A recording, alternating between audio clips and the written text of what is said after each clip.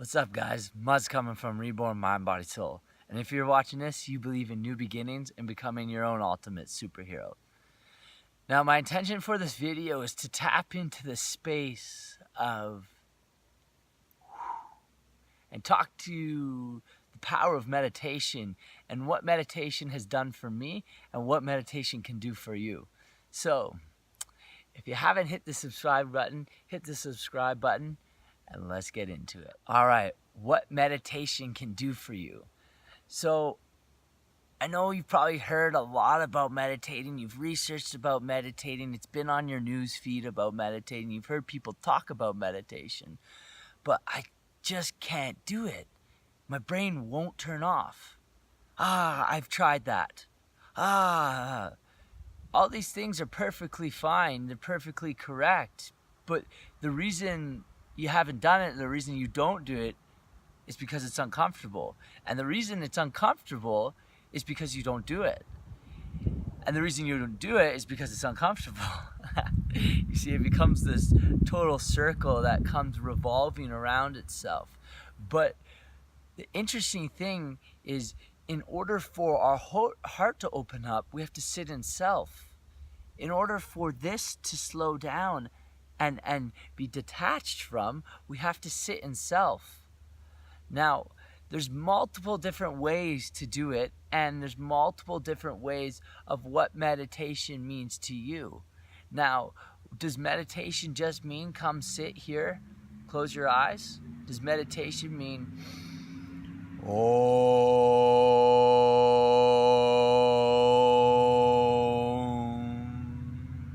Does meditation mean putting in earplugs and guiding yourself through a meditation? Does meditation mean just walking around here? Does meditation mean riding a bike? Well, I think that's for you to decide for yourself. There's multiple different ways. But ultimately, our eyes are processing so much when they're open. Our body's moving. You can be present with your body when you're walking, but ultimately, to really get into the gravy of self, we need to sit down and close our eyes and have no stimulant. You know, no words coming in here, because if you're in this space, you're not observing self. At least that's what I've experienced on my journey, and I've done multiple different types of meditations. And ultimately, whatever's going to get you to the place of feeling good is all that matters. Now, meditation is so essential. It's so essential to the human experience. Now, I've had relationships with meditation for about like 6 years now, on and off, and not really knowing what it is, and still don't really know what it is. But for some reason, my soul keeps calling for it. My soul keeps longing for it. Now, at the beginning of my journey, I wasn't able to meditate, and if I was, I really did not like it. I really did not like it. But the reason why I didn't like it is because I wasn't okay with self. I wasn't okay with giving love to self. I didn't like who I was, so then I didn't sit with myself. But what's beautiful about meditation is you learn to become less judgmental on self. You learn to become more loving to self. You learn to take yourself outside of self and just observe. You know, right now I'm in Las Vegas, and there's a lot of emotions going on right now for me in Las Vegas. So through these last little, about 2 weeks, I haven't really wanted to meditate. And the reason why is because I don't like how I've become here in Vegas. But the only way to accept that and improve is to sit down and observe myself. And what's beautiful about this process is that you don't have to try. There's no trying. There's no, I gotta try to fix myself, or I gotta try to meditate. It becomes this thing you just do.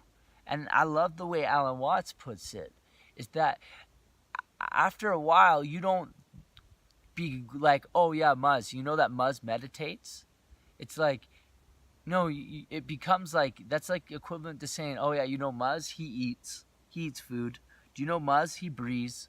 You know, and in the West, what we've done is we've looked at meditation as something you go do, like you go to the gym or you go do this thing.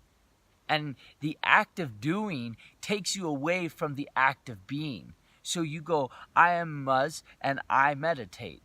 Now, what happens in the mind is the mind goes and it puts the ego on it.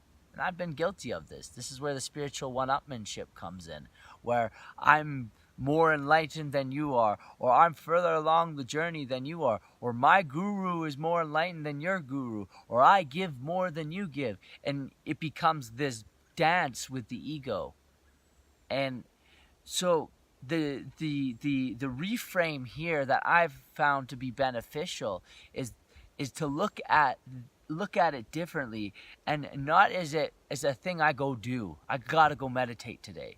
No, it's this thing that you're just like your stomach tells you when you're hungry, or your stomach tells you when your body tells you when you're thirsty. It's like your soul's gonna tell you when it's time to sit with itself. And the best times to do it is right when you wake up. Like right when you wake up, the first things that are in your mind before you kind of start your day. It's like sit in self. And if you can, do it at the end of your day. But it's a practice, because you got to do what's right for you. You got to do what works for you. You got to do what feels good for you. Meditation is so powerful, so powerful. So powerful. It's so powerful. You really can change your life. You really can change your life, because it basically gives you how I look at myself. You know how there's a security camera in a room from the third party? That's how I got to see my life. And if I don't sit in myself and ask myself deep questions, then how am I supposed to change my life? And if you want the things in your life to change, you have to change the things in your life. And in order to change the things in your life, you have to be able to see the things that you're doing and see them differently. And ask yourself, how can I improve? How can I do that better? How can I be a better person? When I said that thing, I acted emotionally. You know how many times I've done things here in Vegas and I'm like, what? But I sat back in meditation and it told me, you got to go apologize to that person. You got to go say that thing to that person. You got to express yourself. Say, you know what? I messed up. That was wrong of me. I apologize. But if I didn't sit in meditation, I would have never saw these things. And just recently, my heartstring has been pulled from this girl.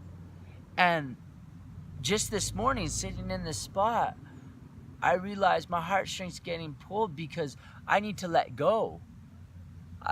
Where I'm at and who I am is now so much different than when I was 14 months ago when I came here. But if I didn't sit in this moment and let go of her and actually sit in my heart, right? It's my heartstrings getting pulled right here. There's a part of me, it feels like a chord's right here and it's just like ring, ring, ring. But if I wouldn't sit here in nature observing that, I would have probably still gone through with that, still tried to go move and progress and go back to something that's no longer there. And that would have been unconscious. But because I put the present energy and observation into it, I'm able to observe it and make that change now. And what happens is you get this clarity to the mind. You're able to, see and be in a way that you've never seen life before. But if you're constantly being stimulated by the outside world, you're just stuck in the outside world. And everything starts from within. This phone that I'm talking to you on right now was invented through someone in this space. Everything comes from thought. All of it. All these inventions came from thought. Where I'm speaking from, it comes from thought. So that space within ourselves, that creative space, that abundant space, how Napoleon Hill calls it, and actually Einstein and Tesla both agree with this terminology, is the ether, as they call it, that thought stream consciousness that we're all connected to. There's like a stream coming in that we're able to connect to. And what are you being ran by? Are you being ran by your old thoughts? Well, it's going to be kind of challenging to create a new life if you're thinking the same way. So in order to change your life, we have to think differently. And in order to change your thoughts, you got to observe them. And the best way to observe your thoughts is in meditation.